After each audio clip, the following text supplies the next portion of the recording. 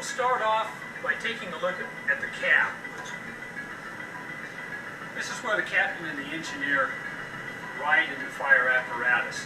The engineer is the individual that drives and operates the unit.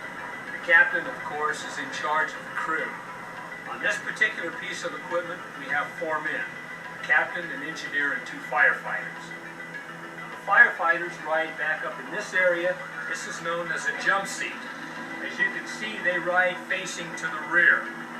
When we get a call, the firefighter gets on the unit. He's putting on his turnout coat, his pants, his other gear, and he's also putting on the breathing apparatus. That way, when we get to the fire scene, he's ready to go to work. He just has to step off the unit, and he's ready to go. In this particular compartment, as you can see, we've got what looks to be a large fan, which is exactly what it is. This is a gasoline-powered smoke ejector. When we go into a building that's full of smoke, we have to get the smoke out in order for the firefighter to come in and fight the fire. We do this by using these large fans. We carry 2 of these on the unit.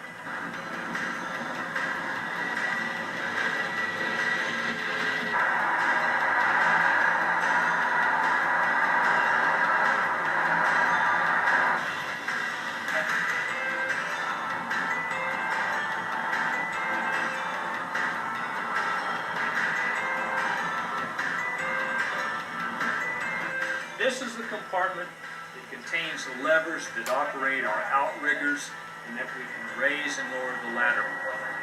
Behind this sheet up here is where we keep all of our ladders. All the ladders, as you can see it just on buttons, we've got all of our ladders, 16, 20 foot, and the big 40 footer. Over on this side, another 16, another 20, and a 35 foot. Also in this compartment, and they're kind of hard to see, but if you look real close, back up in here, we have what we call pike poles. Long poles with a hook on the end. We use those poles to pull down ceilings inside a building if we need to get up into the attic area.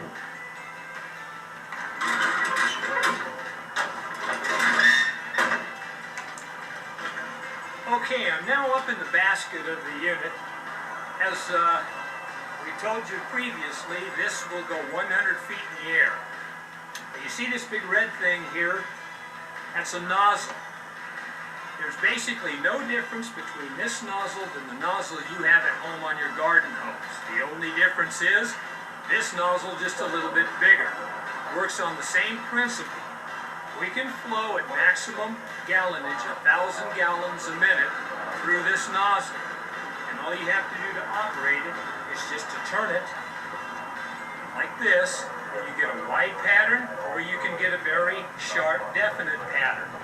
By turning this wheel, you can rotate it from left to right. By loosening it up, as you can see, up and down. This piece of equipment is used primarily for large fires. Large building where we need to get up above the fire, shoot water down on it to literally drown out the fire.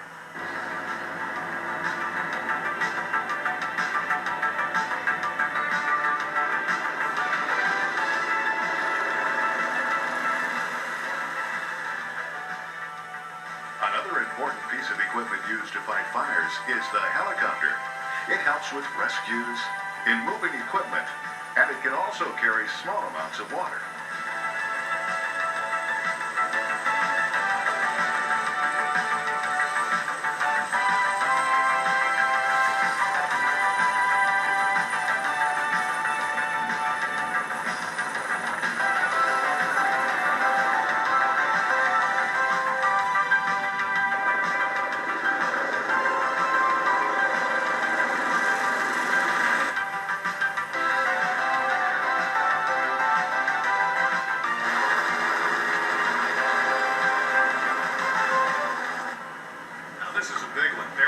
Different kinds of firefighting vehicles. This is an airport fire truck, and as you can see, not all firefighting vehicles come in the color red.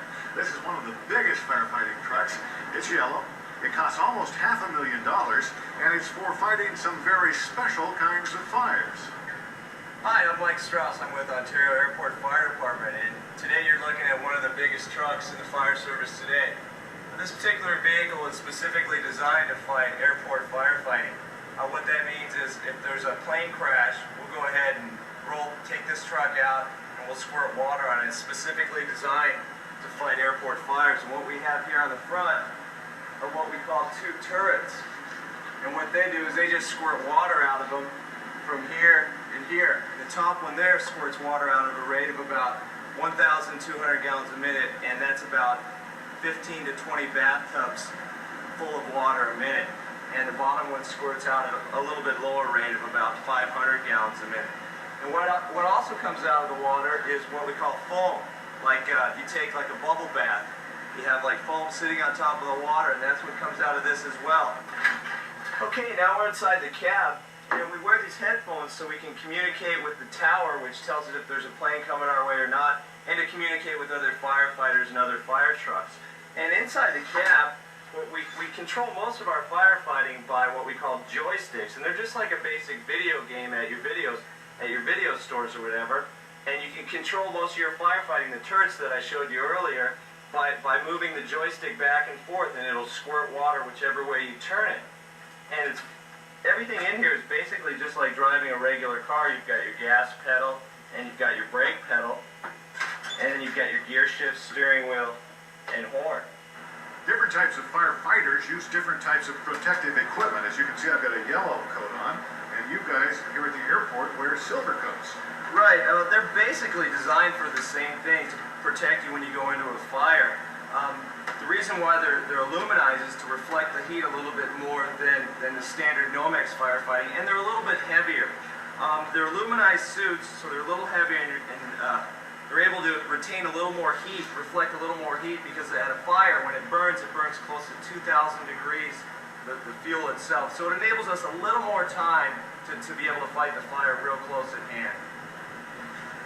And what we have down here are just basically the same thing with pants, and everybody has the regular fireman boots.